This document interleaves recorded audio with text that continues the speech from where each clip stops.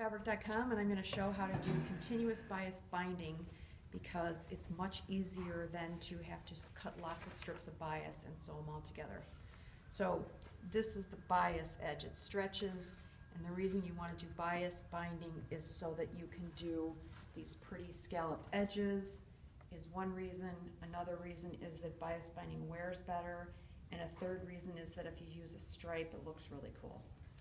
So the first thing you need to do is cut a square, and I'm not going to go into how much you need at this point, but we'll try and put that information somewhere where you can find it. Anyway, I've got a 20-inch square that I then cut in half. Can you see the fabric on here? Mm-hmm. Okay. And then, this is the trick part, I'm going to sew them right sides together on a flat side. So all I did was take from the diagonal cut, flip it up like this, and now I'm on the straight side. What'd I say? Flat side? Straight side. Okay, so we're going to come over here and sew it. And these are little rabbit ears. This is another, I guess, kind of good thing to know. When you put these together, you want to have it so that where this little bunny ear meets should be a 1/4 inch down. And normal people would probably use a pin, but I never seem to have pins around when I need them. So, okay.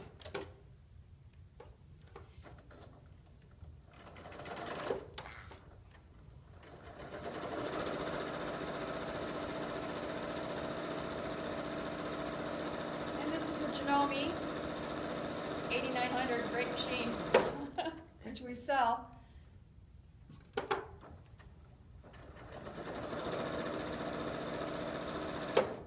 And it has a great little scissors button here.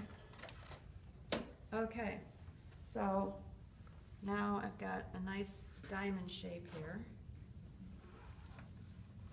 And I'm going to turn it a little this way so that this is the bias edge, and that's pretty easy to figure out because if I go like that, it stretches.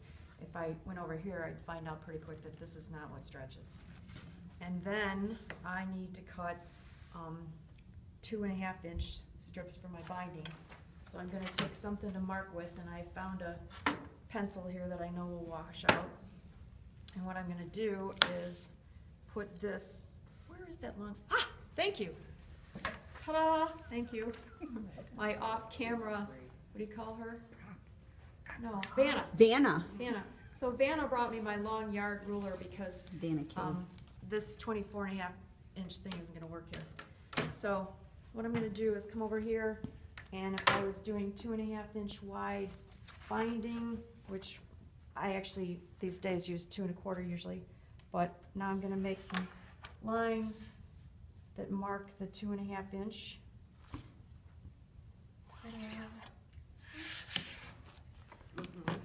Mm-hmm.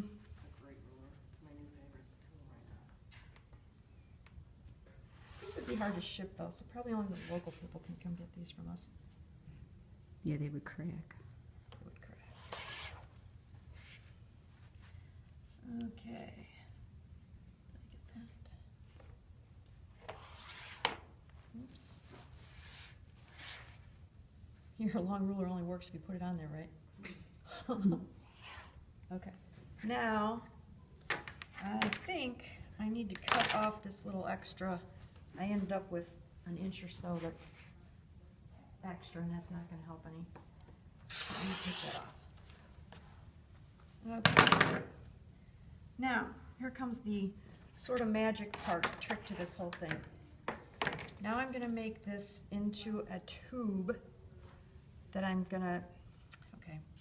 The idea is to match these lines up with these lines. And then I'm going to sew this part together. But I want to match them up offset one. So I am probably not going to look graceful while I'm doing this because I have never found a graceful way to do this. But I want, if these were going to match straight, then I want them one off. So, does Vanna know where there's some pins? Please and thank you. Okay, so let me try and show you that again. If I was going to match them right together, this line would have matched up with this line, but I want to be one off, and it doesn't really matter which way I shift, but I got to shift. So I'm going to have this line here with this line. Thank you very much. And I'm going to put a little pin about a 1/4 inch down in this line and go in this one. Okay? And then I'm going to pin this one to this one. Boy, I was kind of sloppy drawing those or something. Me sloppy. How hard. Okay. And I'll line that up. So now I have this kind of funny looking thing here. But that's what it looks like. And now I gotta sew those together and see if I've done this right. Okay, so 1/4 inch seam along here.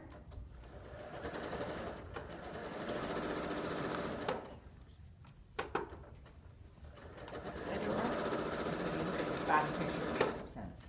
Yeah, it'll make sense in a minute. Or I did it wrong and we'll do it again.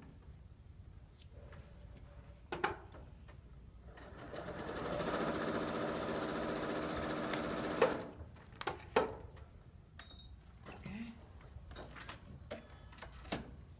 So now I have this tube that's got an extra piece here and an extra piece here.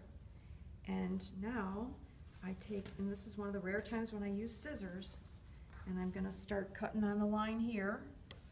I could start over here, it doesn't matter. And I'm gonna cut and cut and cut and cut, and it's just gonna undo like a corkscrew, and I'm gonna have miles of bias binding. And I think Vanna's looking for scissors. Let's see. Vanna, you good?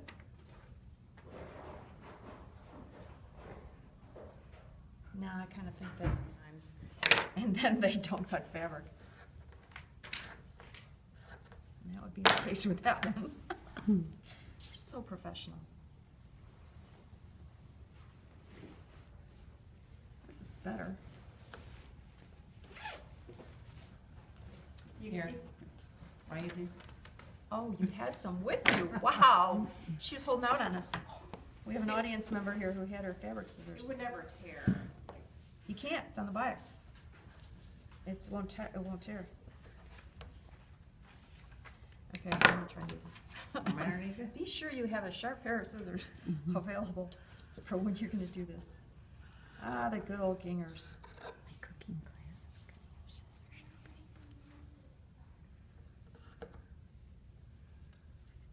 And so there's gonna be seams that have to go across here. But you just keep following the line that you drew. You don't iron at all. Yes, most normal people would have ironed these seams. Sorry, I forgot. But I was trying to keep going while we were videoing and I left out the ironing part. So sorry. Yeah, you know, this would be a lot neater and tidier if it was ironed, that's for sure. La-di-da. Come on. And I didn't say it was easy. There's really no way to use your rotary cutter. Anyway, you get the idea here. Oh, that's so cool. You just And keep- it does give a long strip.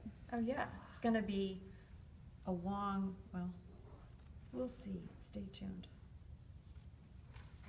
This is 2.5 inch. If I did skinnier, I'd have even more of it.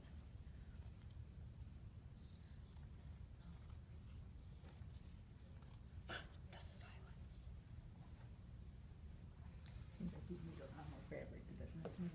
But Yeah. Isn't it? what's interesting to me is that that was a And 20-inch it's only square. half of it. And what size is it supposed to be?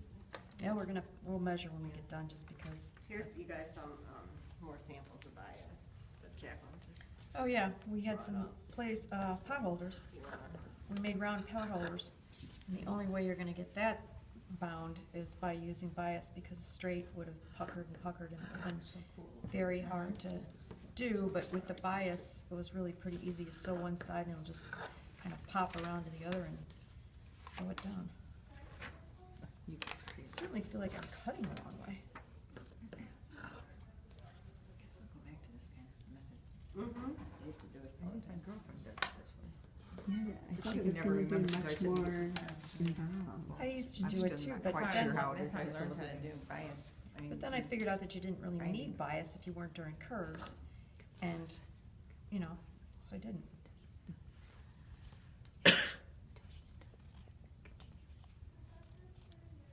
Oh, she's done. Okay, so let's see how much we got out of a 20-inch square. Some of the seams are pretty close together though, huh? Yeah, we got 1 yard, 2 yards, 3 yards. Wow, that's a good part. Okay, so 3 yards is 108, so we got about 140 inches out of a 20-inch square. Thanks, bye.